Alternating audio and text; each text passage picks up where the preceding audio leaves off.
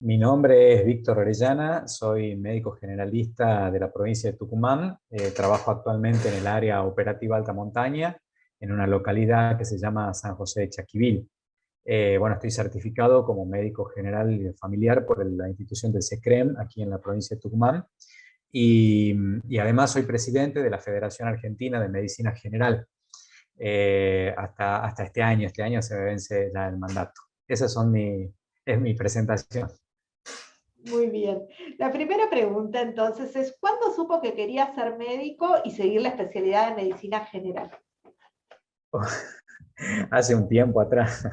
Eh, yo el primer recuerdo que tengo con respecto a eso es que en la secundaria, en tercer año, yo estaba de la secundaria aquí en la Escuela Normal de la provincia de Tucumán y de repente me he dado cuenta que me ha resultado fácil entender el sistema cardiovascular en una clase de biología. Entonces, a partir de ahí se me ha despertado el interés, digamos, por el cuerpo humano. Pero después, en cuarto y quinto año de la secundaria, había optado por eso, por la orientación biológica que teníamos, y bueno, e iba descartando las materias como que no me gustaban o que veía que no iba a andar, y bueno, el camino me ha conducido a estudiar medicina. Pero después que he hecho la carrera acá en la Facultad de Medicina de la UNT, de la Universidad Nacional de Tucumán, cuando termino, lo que yo quería seguir como especialidad era algo vinculado a la salud mental. Quería hacer salud mental e incluso he ido a Buenos Aires a rendir y he ido a rendir salud mental. Quería hacer algo vinculado a eso y bueno, tenía la opción de quedarme, o la alternativa de ver si se acomodaban algunos cargos de poder hacer una concurrencia. En aquella época todavía estaban las concurrencias y se rendían los exámenes en las distintas provincias. Pero finalmente he decidido no quedarme y la otra alternativa era salud mental comunitaria en Río Negro, pero por cuestiones económicas no podía ir hasta Río Negro, así que he vuelto a Tucumán. Y aquí ya en Tucumán no quería hacer la psiquiatría, digamos, que se estaba haciendo acá. Y entonces me quedaba la alternativa de medicina general, que yo en ese momento la veía la medicina general como una alternativa de especialidad que me iba a dar una mayor salida, una mayor posibilidad de salida laboral. No entendía muy bien de qué se trataba la medicina general, eso es, sinceramente, ¿no? La he aprendido a conocer con la especialidad. Y entonces, bueno, he decidido hacer medicina general en el subsector que corresponde al subsector del sistema estatal. Nosotros la hacemos acá, la hacíamos en el Hospital Avellaneda. Así que así ha sido como he llegado a la medicina general, habiendo inicialmente querido hacer otra especialidad y no conociendo muy bien de qué se trataba esto de la medicina general. Muy bien. ¿Y cómo llegó a la atención en alta montaña en San José de Chaquivil? Bueno, también ahí, cuando nosotros hacíamos la residencia, en aquella época la residencia era de 3 años, ahora son de 4 años. Y en el segundo año, en la residencia nuestra, teníamos una rotación, justamente una rotación por alta montaña, donde nosotros viajábamos, hacíamos el viaje, como lo estamos haciendo ahora, junto a un médico generalista que estaba trabajando ahí. Y así, haciendo esa rotación, ha sido que he conocido el área alta montaña y un par de lugares de alta montaña y me he dado cuenta que me gustaba. Y en el tercer año, que es el último año que hacíamos en esa época, nosotros lo hacemos en una zona rural, en el departamento de Trancas, al norte de la provincia de Tucumán, y ahí trabajamos en el hospital y nos hacemos cargo de un centro de atención, de un centro de salud, eh, de las localidades del área de Trancas. Y casualmente me había tocado también un centro de salud, un CAPS de Cerros, pero que correspondían al área Trancas. Y al finalizar mi residencia, me dijeron que existía la posibilidad de un cargo con nombramiento y todo, para ocupar un cargo ahí en alta montaña. Y así fue que al finalizar la residencia, ingresé directamente al área operativa alta montaña y me destinaron aquí, a San José de Chaquivir. ¿Hace cuántos años fue esto? y ya casi 15 años. Muy bien.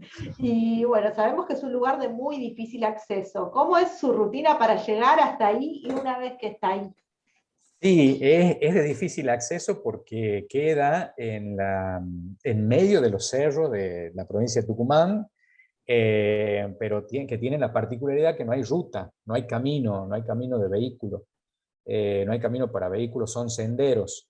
Se puede llegar en vehículo hasta un punto que es hasta una localidad que se llama el Ciambón, que es hasta donde vamos con el vehículo del área alta montaña, tiene que ser 4x4, llegamos hasta ahí y ahí ya nos espera el vaqueano sería quien el área les alquila los caballos y que son gente de ahí de la montaña, nos espera en el Ciambón, en esa localidad, ahí bajamos las cosas de la camioneta, armamos las cargas en el caballo, porque utilizamos como se llaman, un caballo carguero, es decir, para hacer las cargas, y un caballo sillero que sirve para trasladarnos a las personas. Y, y bueno, y ahí en el Ciambón se arman las cargas y empezamos el trayecto, que son aproximadamente entre 7 o 8 horas a caballo, dependiendo de las condiciones climáticas, porque puede ser que nos toque mucha lluvia, y puede ser o que no crucemos el río en la época de verano, o si los cruzamos y hay mucho barro y hay mucha lluvia, tenemos que dormir en un pueblo antes, o a veces también nos ha pasado que nos agarra la nieve, el frío, y bueno, y hay que ver cómo eso implica ya que el trayecto del camino sea más largo. Pero hay épocas del año, sobre todo en lo que se llama la época seca, en el periodo invernal, eh, se puede acceder hasta otra localidad de alta montaña que es Anfama, por supuesto en vehículos 4x4. Y desde Anfama solamente son 3 horas a caballo, eso lo hacemos 3, 4 meses en el año. El resto del año salimos del Ciambón, o sea que hacemos las 7, 8 horas a caballo para poder llegar a San José de Chaquí. Y una vez que llego, bueno, se desarman las cargas y se empiezan a distribuir, porque se empiezan a distribuir. Puede que haya gente esperándome, llego a las 5 o 6 de la tarde aproximadamente para empezar a hacer la atención. Y si no, bueno, empezamos a hacer la distribución de todos los elementos que llevamos, medicamentos, leche, bueno, mi ropa y la comida van conmigo, pero todos los insumos que corresponden al centro de salud. Se puede hacer atención a partir de ese día si es que hay gente, y si no, a partir del otro día, durante todo el día se atiende, eh, que puede ser que la gente va al lugar, generalmente hay más concurrencia en la época que hay escuela, y si no, bueno, también se hacen las visitas domiciliarias y atendemos hasta el viernes a la mañana, en donde ya antes del mediodía ya emprendemos el retorno. Esto lo podemos hacer, a veces lo hacemos, los viajes se hacen de martes a viernes o de miércoles a viernes, todo depende de cómo tengamos organizadas las actividades que se vayan a realizar, porque también, bueno, nos toca llevar residentes y a veces cuando llevamos residentes tratamos de hacer más actividades en lo posible para que se pueda trabajar con los médicos residentes que asisten. Muy bien, y van con el vaqueano porque el camino es difícil, porque es el que trae Eh, las mulas y los caballos, Algo ¿por qué los así. acompañan? Sí, sí, primero porque son la gente que conoce y prepara las monturas y prepara las cargas. Es todo un arte, digamos, saber preparar las monturas, cómo ponerlas, para que no se desajusten, porque si se desajustan nos podemos caer. Entonces eso significa disminuir la posibilidad de riesgo de caídas o de golpes, incluso del mismo animal, si uno hace mal eso. Y el tema de las cargas, ellos cuidan mucho las cargas porque las cargas también se pueden desacomodar, se pueden abrir, se pueden caer. Entonces, todas esas actividades, digamos, que las hace el vaqueano por cuestiones de seguridad y porque las sabe hacer. Y también está la cuestión de las características del camino. Eh, si bien yo ya después de tantos años conozco, pero sucede que muchas veces uno se puede desorientar porque nosotros no somos de ahí, entonces nos podemos desorientar. A ver, nos tapamos con las nubes y llega a no verse nada y uno se desorienta porque no conoce y no ve más allá de unos pocos metros, entonces eso lo puede desorientar. Y para eso el vaqueano está, que al ser del lugar conoce perfectamente todo, sabe cómo hacer, o por ejemplo cuando crece el río, el vaquiano nos va a decir, por este camino, este río no lo vamos a poder cruzar en este momento, tenemos que esperar que baje el agua, o si nos toca un camino de mucha lluvia, con un clima de mucha lluvia, en donde hay mucho barro, él nos va a decir, no, por este camino no vamos a poder ir, tenemos que dar la vuelta, tenemos que, bueno, digamos como que nos cuida de manera integral y nosotros ponemos nuestras vidas en manos de esa persona para poder llegar a destino y lo más saludable posible nosotros, ¿no? Muy bien. Sabemos que San José de Chaquivir tiene Wi-Fi desde hace muy poquito, desde el 2017, si bien tengo entendido. Entonces le quería preguntar, ¿cómo es la comunicación ahora? ¿Cómo se comunicaban antes? Y sobre todo, ¿cómo manejan las urgencias? Sí, sí, sí. En el 2017 ponen la primera antena en la escuela, que son esas antenas satelitales que dan Wi-Fi, creo que a 100 metros a la redonda de donde está la antena. Se ha empezado en el año 2017. Entonces eso, a partir de eso se facilita mucho la comunicación. Y en el 2018 ya la pusieron en la comuna, y la comuna, el edificio de la comuna está, digamos, pegado al CAPS, al centro de salud donde yo la atiendo, entonces tenemos prácticamente Wi-Fi eh, todo el día. Pero ahí hay que hacer una salvedad con respecto a la energía eléctrica, porque allá no hay, la energía eléctrica son por paneles solares. Entonces los paneles solares cargan las baterías y la batería es lo que alimenta, brinda la energía eléctrica, digamos. Hay épocas que son muchos días de lluvia o muchos días sin sol, entonces las baterías pueden bajar y nos quedamos sin comunicación. Eh, pero antes, ¿cómo hacíamos nosotros? Antes había ciertos lugares en las montañas que la gente conocía, que a veces le decían telecentro, en donde agarraban señal, por ejemplo, de alguna empresa telefónica, y ellos desde ahí podían hablar por teléfono. Me hablaban por teléfono directamente a mí, o hablaban por teléfono a la base DAO que le llamábamos nosotros, que era Dirección de Arquitectura y Urbanismo. Ellos tenían una comunicación por radio VHF, que son las radios como los handys, digamos, y entonces de esa base DAO que tenía un radiooperador me hablaba por teléfono a mí y yo a través del teléfono nos comunicábamos con San José de Chaquivir. El área nuestra, también como históricamente se ha manejado a través de la radio, ¿no? De la radio de esas radio VHF. Entonces nosotros nos comunicábamos cuando estábamos allá por teléfono con nuestra radio operadora, perdón, a través de la radio con nuestra radio operadora del área, y la radio operadora, por ejemplo, tenía los teléfonos de nuestra familia y avisaba que estábamos bien, que estaba todo. Y si no, por el manejo de las urgencias, también a través de la radio de nuestra área, avisábamos el tema de las urgencias o a través de la base DAO en aquel momento. Y nosotros nos comunicamos con el 107, que es la base de emergencia de la provincia, y a partir de ahí, si es que hay necesidad, por ejemplo, de un traslado ante una situación de emergencia, se pide el traslado en vuelo de las personas que haya tenido, por ejemplo, algún accidente, o que nos ha pasado, trasladar, por ejemplo, abdomen agudo, o hace poco me tocó un debut de una persona con una cetoacidosis diabética que la pudimos bajar, porque el helicóptero vuela con ciertas condiciones climáticas también, si hay mucha lluvia, si hay mucha nieve, o si es un horario nocturno, generalmente no vuela. Entonces, hoy con el Wi-Fi se ha facilitado la comunicación, y allá en el cerro todo el mundo tiene un teléfono, entonces ya buscan los lugares de señal, se acercan a las antenas, se acercan a la escuela y ya se comunican directamente conmigo y así manejamos la emergencia. Muy bien. Me imagino que otro de los desafíos en una zona de tan difícil acceso fue la vacunación COVID. ¿Cómo la manejaron en una zona tan remota, la conservación de vacunas, vacunan una dosis, vacunan dos?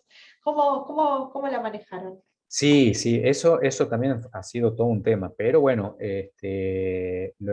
se ha manejado también con la base de emergencias, con el 107. Se trabaja siempre en coordinación con otras áreas y nosotros trabajamos mucho en coordinación, tenemos como muy aceitado el trabajo con la base de emergencia, eh, y la gestión para poder llevar la vacuna hasta el lugar la ha hecho nuestro director, el doctor Carlos Rodríguez, que ha hecho un trabajo de gestión y de un armado prácticamente de ingeniería que uno tiene que hacer para conseguir el tema de las vacunas, hacer coincidir el vuelo, la cuestión climática, la conservación de las vacunas, citar a la gente, porque se cita a la gente a los centros de reunión, que generalmente es la escuela, eh, para poder organizar el espacio con las carpas, e incluso ha podido hacer la vacunación hasta en el domicilio de algunas personas, adultos mayores que no podían trasladarse. Así que en ese sentido, el doctor Carlos Rodríguez, que es el director de nuestra área, ha sido el que ha manejado todo y ha podido gestionar todo para que se pueda acceder a la vacuna. Aún hoy se sigue trabajando para poder completar los esquemas, pero la gente de la alta montaña, del área de alta montaña, tiene la cobertura, digamos, desde el punto de vista de la vacunación, de esta vacunación para el COVID. Muy bien. Bueno, vamos a hablar de los problemas así de salud típicos del lugar. ¿Cuáles son los principales problemas de salud de la zona? Y sabemos que además tienen la enfermedad endémica que es la hidatidosis.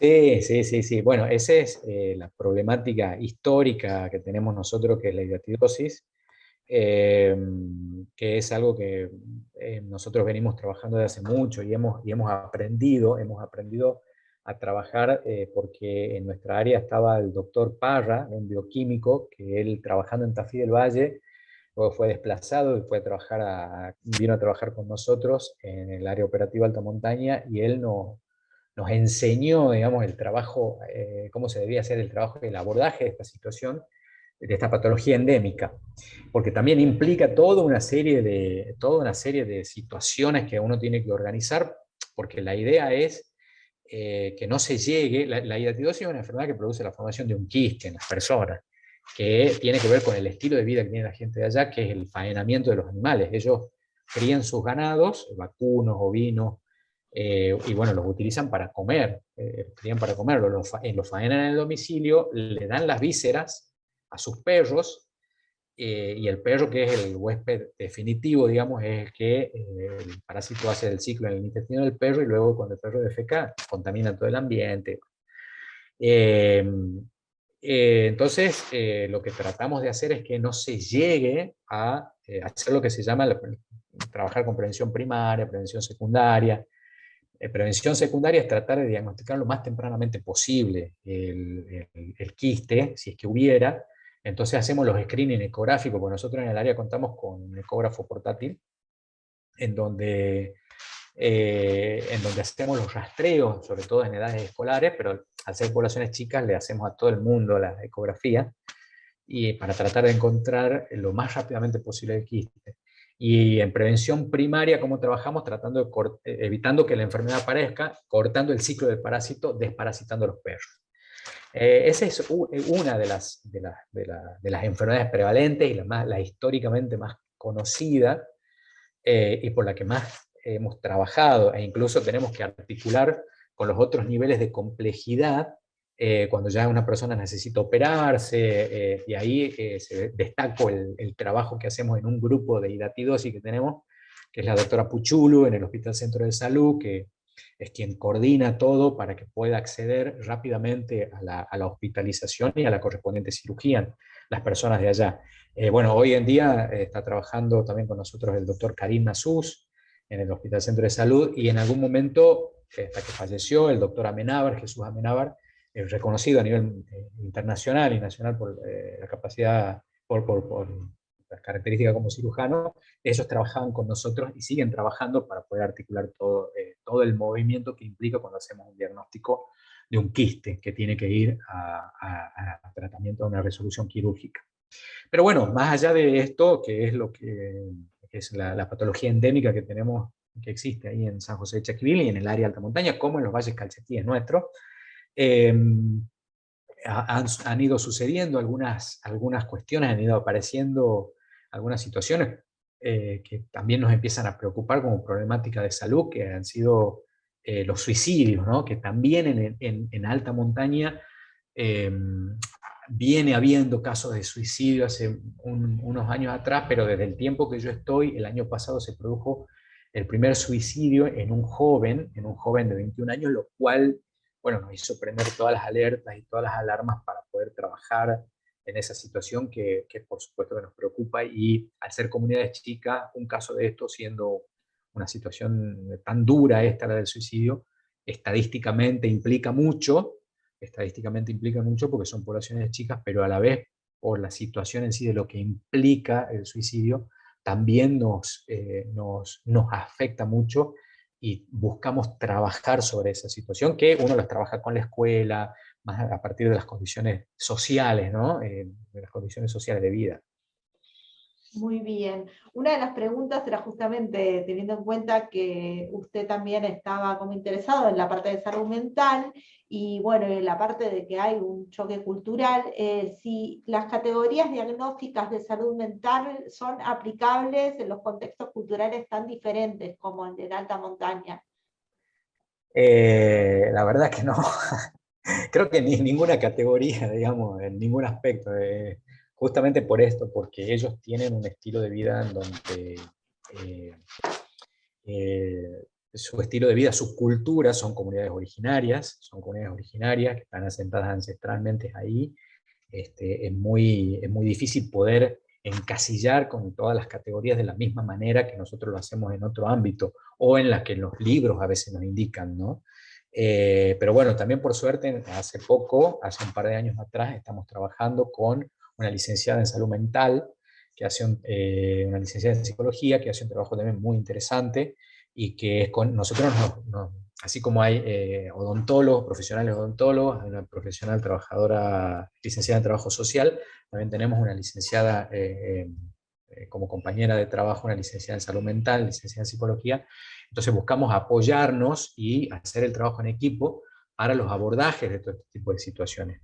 Porque mucho tiene que ver, muchas de las situaciones que se viven, de ese proceso salud, enfermedad, como hablamos nosotros, tienen que ver con los estilos de vida, con los estilos de vida que la gente desarrolla y que tiene esas características tan particulares que tienen que ver con su cultura. Fíjense que, por ejemplo, nosotros tenemos que censar los perros por el tema de la diatidosis, y en una casa pueden llegar a tener 19, 20 perros de manera fácil. Hay más perros que personas.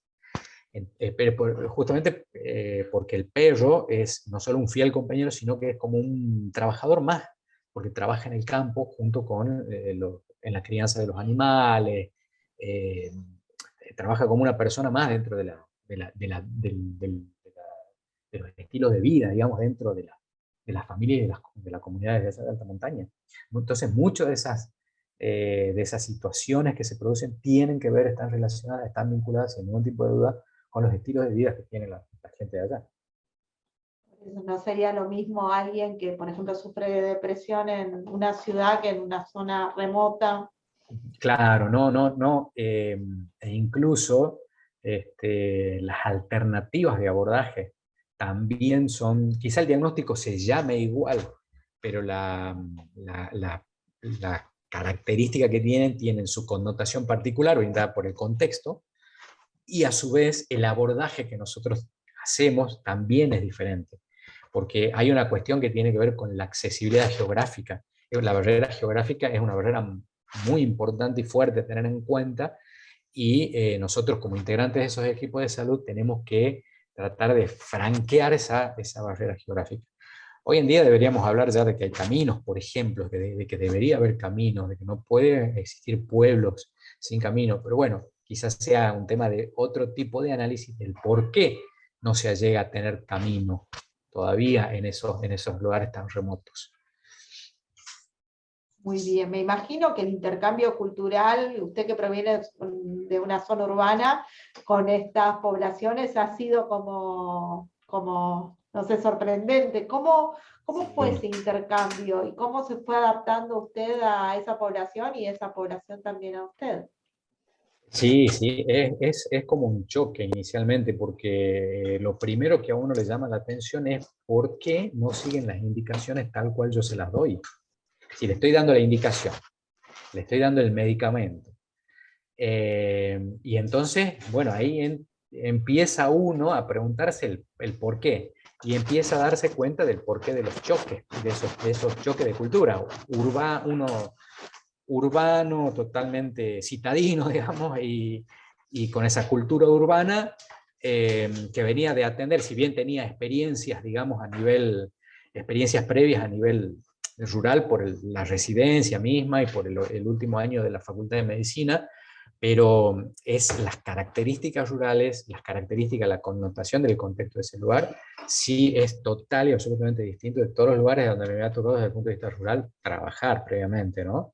Eh, pero hay una cuestión que tiene que ver que el equipo de salud de cada uno de los centros de salud, de cada uno de los CAPS, está integrado por auxiliares de enfermería y agentes sociosanitarios eh, que son de ahí, que son del lugar, entonces que forman parte de esas comunidades originarias. Entonces nosotros en el trabajo en equipo nos apoyamos como médicos, como que somos las personas que venimos de afuera, nos apoyamos justamente en los integrantes del equipo para que nos ayuden a entender algunas conductas o algunos comportamientos que nosotros no entendíamos, que no entendíamos los por qué, pero hablando con ellos es que nosotros, a lo largo del tiempo, por supuesto, ¿no? Porque también después se establece el vínculo de cada vez mayor confianza con las personas, y eso también facilita mucho la comunicación y ese intercambio.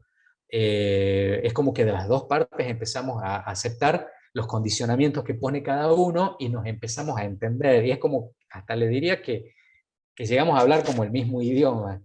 Entonces, pero sirve mucho el trabajo en equipo que se hace y apoyarnos para nosotros como médicos en nuestros compañeros de equipo que son gente del lugar también, que son originarios, que han nacido en el lugar, entonces que entienden el porqué de las cosas y nos lo explican. El trabajo en equipo es muy importante en ese sentido. Muy bien. Otra de las preguntas que teníamos pensadas es cómo es la situación dentro de las poblaciones que usted asiste en las enfermedades más típicas de la modernidad, del sedentarismo, dígase, por ejemplo, la obesidad, la diabetes, la hipertensión arterial, las enfermedades provocadas por sobre el consumo. ¿Cómo es la situación en una población de alta montaña? Bueno, fíjese que los casos de diabetes, digamos, hay porcentajes de población esperada en cuanto a lo que serían las enfermedades crónicas no transmisibles más conocidas, como por ejemplo la hipertensión y la diabetes. Y hay un estimado para las poblaciones rurales. Bueno, la gente de acá está muy por debajo de esos estimados, porque diabéticos tenemos muy por debajo del porcentaje esperado, e hipertensos también. Pero esto se produce, ¿por qué? Porque ellos están muy lejos de la vida sedentaria. Esto implica, porque ellos, por ejemplo, no miden las distancias en kilómetros o en cuadras como las medimos nosotros, ellos las miden en tiempo. Y ellos a veces para caminar de una casa a la otra, mínimo tendrán 40, 45 minutos para ir caminando. Y a veces ellos mismos dicen que salen a buscar sus animales y ellos señalan el lugar a donde van a buscar sus animales y dicen, no, acá nomás en esa loma. Pero esa loma es una loma que, por ejemplo, en el caso mío, si yo la tuviera que subir, me demoraría seguramente entre 2 a 3 horas si es que llego caminando. En cambio, ellos la hacen en menor tiempo y la hacen a veces todos los días. Todos los días. Entonces, la actividad física que tienen es bastante importante, entonces no hay tampoco muchos casos de obesidad.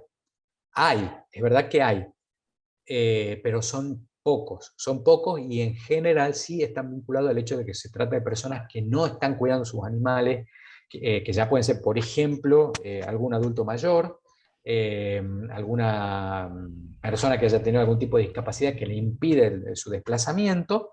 Y lo que hemos visto también es que, por ejemplo, hay una situación que nos preocupa también que se está dando, que es la migración. Hay mucha migración. Y nosotros cuando las encontramos a las personas en la ciudad, por ejemplo, han venido a vivir aquí al Gran San Miguel de Tucumán, y los volvemos a ver después de mucho tiempo y los encontramos de repente con varios kilos de más. Entonces, el cambio de estilo de vida de vivir en el cerro, en el medio rural y pasar a la ciudad, los afecta mucho por el tipo de alimentación y por el tipo de actividad, porque acá se mueven mucho menos comparado con cómo se movían estando allá en las montañas. Entiendo, muy bien. Y bueno, imagino que son pocas familias a las que atiende y las conoce. ¿Qué anécdotas tiene con sus pacientes que haya compilado a través de estos 15 años?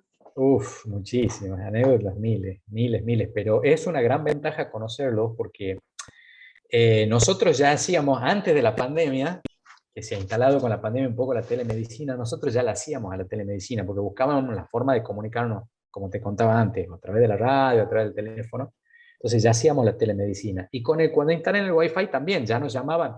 Para ellos no hay día domingo, no hay sábado, no hay feriado, no hay horario, te pueden llamar a las 11 de la noche, porque por ahí es la hora que consiguen la señal, o a las 6 de la mañana. Igual ellos saben que siempre tienen respuesta de parte nuestra. Quizá no a veces en el momento, pero cuando nosotros vemos una llamada perdida, ya la devolvemos o vemos un mensaje. Entonces, conocer a las personas nos facilita mucho, porque ya sabemos, intuimos la gravedad de un cuadro de acuerdo a la historia clínica de las personas. Pero así anécdotas con las familias tengo muchísimas. A ver, y tengo anécdotas con las familias y cosas que me han pasado. Por ejemplo, alguna vez me he perdido, alguna vez es decir, no he seguido el camino que tenía que seguir. En esa época había ido a Chaquivil y de Chaquivil tenía que viajar a San José, porque tenía que atender en los dos lugares. Entonces terminamos de atender de Chaquivil y con el Baquiano nos vamos. En lo que habíamos salido y veo que viene una persona con un bebé que lo veía que venía bajando. Entonces, bueno, me he tenido que quedar a esperarla para verla, ver cómo estaba, ver qué le pasaba ahí en el camino. Y el vaquiano siguió. El vaquiano siguió. Y bueno, yo después de verla ahí en el camino, de cómo estaba, de coordinar cómo íbamos a hacer con esta persona, digo, bueno, voy a seguir camino. Y cuando empiezo a seguir camino, llega un punto en donde el camino se dividía en dos, y yo no me acordaba para dónde seguir. Si a la derecha o a la izquierda. Bueno, elegí uno y se ve que he elegido mal. Se ve que he elegido mal porque iba por un lugar que no tenía idea a dónde estaba. Y yo decía, ya lo voy a alcanzar al vaquiano, y cada vez iba más rápido y no lo alcanzaba. Y, y en eso siento que me gritan, porque yo había tomado, digamos, el camino que me llevaba por la montaña y parece que el camino era por abajo, por la quebrada. Siento que me gritan. El vaquiano, que era una persona que ya en ese momento habrá tenido 70 años, me había visto, porque ella se había dado cuenta que yo me había perdido. Entonces él seguía el camino y sabía en qué lugar me iba a ver, en qué lugar me iba a ubicar y en qué lugar me iba a gritar para hablarme, para que yo lo escuche, y de ahí me iba a hacer siempre, que me hacía señas y me indicaba cómo tenía que seguir para que nos volvamos a juntar más adelante. Las anécdotas para mí tienen mucho que ver con las características de las personas que viven en el lugar, con las cosas que yo he aprendido a descubrir de ellos, y en anécdotas desde que podrían haber sido como una comedia o a veces hasta una situaciones dramáticas en el momento, pero que uno las recuerda después de manera grata posteriormente. Por ejemplo, también me ha tocado encontrar, porque allá se cuentan muchas historias que tienen que ver con creencias, digamos, folclóricas de la gente, ¿no? De allá. Y bueno, me ha tocado participar en reuniones familiares donde me contaban esas historias y después yo me tenía que volver solo caminando yo a veces sospecho de que lo hacían de gusto, pero me tenía que volver caminando solo y ya estaba un poco oscuro. Entonces iba como concentrado en tratar de no ver, no mirar a los costados para no acordarme de esas historias que me acababan de contar. Entonces son todo ese tipo de cosas. O cuando me tocaba dormir en la escuela también, y no había nadie en la escuela, en las épocas de vacaciones dormía en la escuela de San José, y quien era conserje, al irse en ese día, esa tarde, ya se estaba haciendo de noche y ella se tenía que retirar y me dijo, y doctor, ya sabe, tenga mucho cuidado con el duende porque de noche anda caminando por tal y tal lugar. Así que me dejaba para dormir muy tranquilo. Muy bien. Y esta pregunta, la siguiente, en parte ya me la contestó, pero por si quiere ampliarse la hago. ¿En qué cambia la relación médico-paciente, la convivencia con las familias que atienden? Es que tienen mucha confianza. La confianza, el vínculo de confianza, si bien yo sigo siendo el médico o el doctor Víctor, como ellos me dicen, ya muchos ya no ponen el doctor, directamente me llaman por el nombre. Y si bien son gente muy agradecida, también por ahí me he ligado unos retos. Por ahí, claro, bueno, uno los entiende, eh, pero a veces las cosas no salen como uno las espera, quizá, o no en el tiempo que ellos quisiera que salgan, y por ahí me he ligado a algún reto, pero bueno, que yo creo que deviene un poco de la confianza, ¿no? De ese vínculo, de tanta confianza que hay. y que saben que cuando también uno va a hacer una visita domiciliaria, ellos ya saben qué me esperan con el pan que ellos saben que me gusta, el pan casero que hacen ellos, que no es lo mismo que el pan de acá, de la ciudad, y el mate cocido, y también con los yuyos que ellos saben porque hay algunos yuyos que utilizan, algunas hierbas que me gustan y otras que no, entonces ya saben cuál es la que me gusta y me esperan con el preparado, digamos, ahí para tomar. Muy bien. Bueno, yendo por su rol de presidente de la Federación Argentina de Medicina General, ¿me puede contar un poco cómo es la tarea, cómo es la federación? Sí, bueno, la federación es una sociedad científica sin fines de lucro, por supuesto que nuclea a, eh, a las distintas asociaciones provinciales que están conformadas no solo por médicos o médicas generalistas, sino también por trabajadores de distintas disciplinas, ¿no? De salud, porque como socios tenemos psicólogos, psicólogas, enfermeros, enfermeras. De hecho la vicepresidenta es, enfermera, Mercedes Albornoz, es una enfermera de Cava, una licenciada en enfermería de Cava. Y bueno, y así también integran esta federación otras disciplinas, fonoaudiología, nutrición, odontología. Tenemos un grupo de salud de trabajo de odontología crítica. Eh, y la federación está en distintas asociaciones de las diferentes provincias, en donde la mayoría de los trabajadores son del primer nivel de atención, en su mayoría, aunque hay muchos integrantes de las mismas que trabajan en ministerios provinciales, o sea, tienen cargo de gestión. Y la idea de esto es, bueno, fortalecer nuestra especialidad, fortalecer los equipos y promover la capacitación también de los equipos y avanzar en las actividades científicas de intercambio, no solo a nivel nacional, sino también a nivel internacional y por supuesto la organización del congreso, de nuestros congresos que son internacionales, nacionales e internacionales, que se los realiza una vez al año, que lamentablemente por la situación epidemiológica que estuvimos viviendo, los últimos 2 años han sido virtuales, el 2020 y el 2021, así que esperamos que este año poder hacerlo presencial.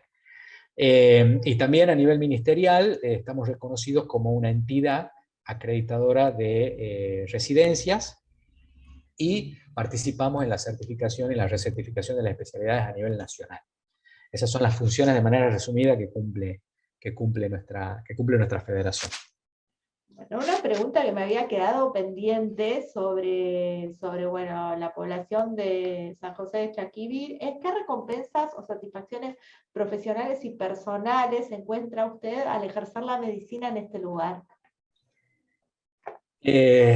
Son muchas, muchas, muchas. Primero, lo primero es haber llegado a un lugar que no me imaginaba que existía, que no conocía. Haber llegado a un lugar, haber podido llegar a un lugar de tan difícil acceso. Quizá de acá a unos años, cuando pase un tiempo y yo me acuerde de cuando iba a ese lugar, capaz que ya hay camino más adelante. Yo decía, pensar que yo llegaba a caballo. Esa es la primera satisfacción, poder haber podido, digamos, vencer esa barrera de accesibilidad geográfica. El segundo es el aprendizaje, porque he aprendido muchísimo, muchísimo de esa cultura, he aprendido muchísimo del equipo, ¿no? Del equipo de salud, en donde ellos en nuestras reuniones participan. Lo que buscamos es que sean ellos los constructores de su propia salud, entonces para eso es fundamental el equipo de salud que intervenga con esta mirada, ¿no? De participativa, de buscar que ellos sean los que hagan los planteos. La satisfacción de haber conocido a mucha gente, muchas personas de esos lugares que me han transmitido su enseñanza, hasta incluso sin darse cuenta, ¿no? Ellos sin darse cuenta me están transmitiendo prácticamente de manera permanente sus conocimientos. Eh, Permitirme o darme la confianza de haber podido entrar a sus casas, conocer cómo viven, entender cómo viven, y haber compartido varios momentos, como por ejemplo momentos de los lindos y de los duros, ¿no? Porque los lindos son cuando te invitan a alguna reunión y ya te invitan con un plato de sopa, o uno está participa de alguna yerra, que le llaman a ellos cuando marcan los caballos, y te acercan un vaso para compartir la bebida que están tomando, eh, haber compartido festejos culturales de ellos, como me ha tocado estar un 1 de agosto en el festejo de la Pachamama, en Anfama, me acuerdo, y he tomado el yerbeado. O sea, haber compartido esas partes de culturas, eso es lo que siempre, siempre voy a estar agradecido, y haber podido también hasta compartir los momentos difíciles, porque me ha tocado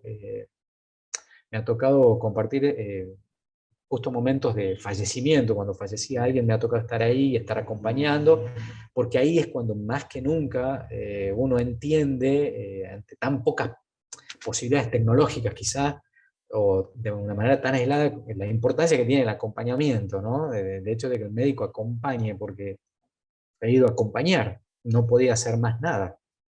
Y ese es el permitir que esa gente, o saber que ellos te buscan ante alguna necesidad, también es una gran satisfacción, o que uno es reconocido.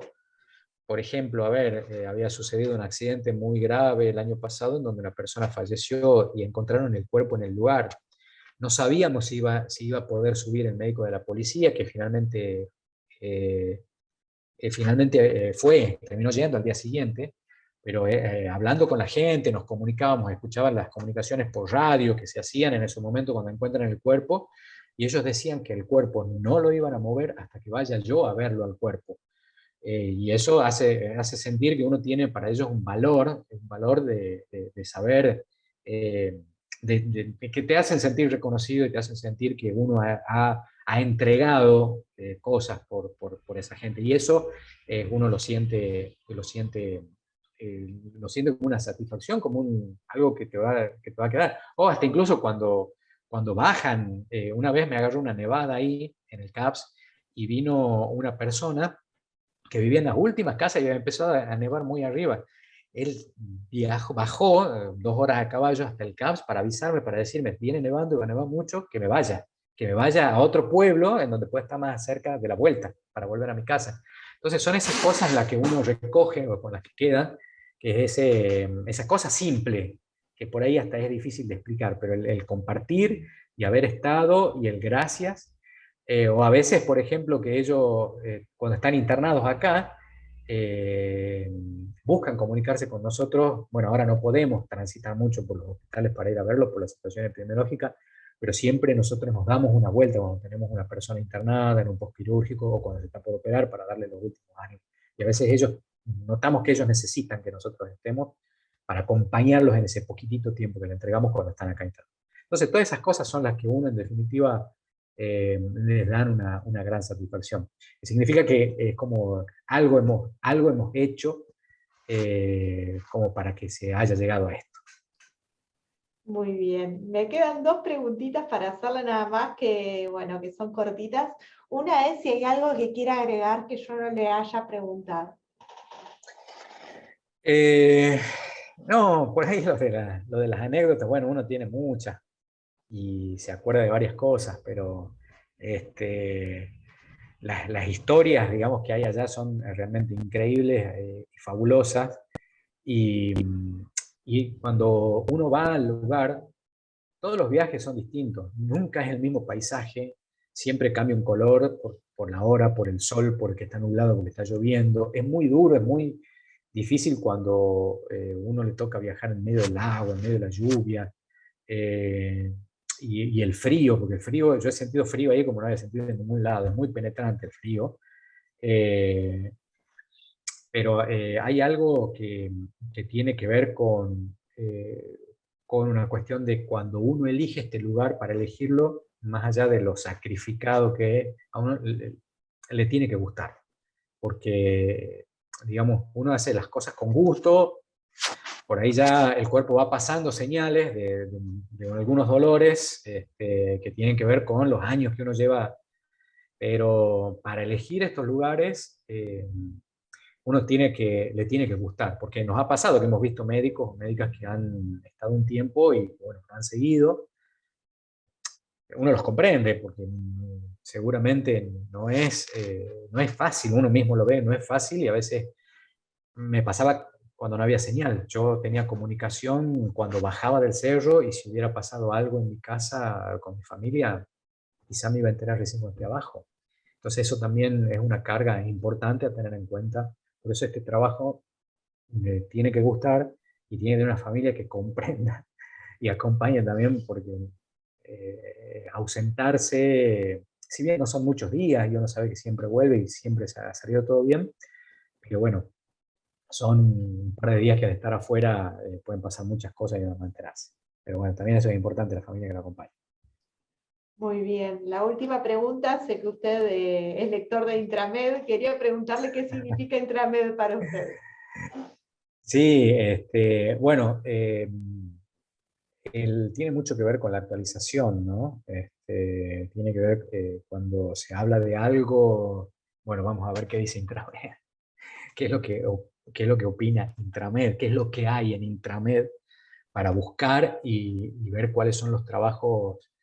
Es realmente de mucha utilidad, no solamente para mí, no sé, de muchos médicos que me digan que nos actualizamos a través de Intramed. Y también, bueno, está la parte literaria de Intramed. Tengo, por ejemplo, tengo libros de Intramed. Uno es La Piedra de la Cordura, que es el primer libro que he comprado. Este, entonces significa un complemento a nuestra formación, un elemento, una herramienta más para nuestra formación y para nuestra actualización, con algunas cosas que tienen que ver con esto de la cultura general, como por ejemplo el tema de literatura. Si bien se tocan temas de salud en la literatura que tienen, pero bueno, tienen que ver también con un poco de esa cultura, con un poco de la cultura general, y a quien gusta de la literatura, bueno, con mucha mayor razón. Bueno, doctora Orellana, ha sido un placer hablar con usted No, y bueno, al contrario, para mí ha siempre sido un enorme encontrar. placer.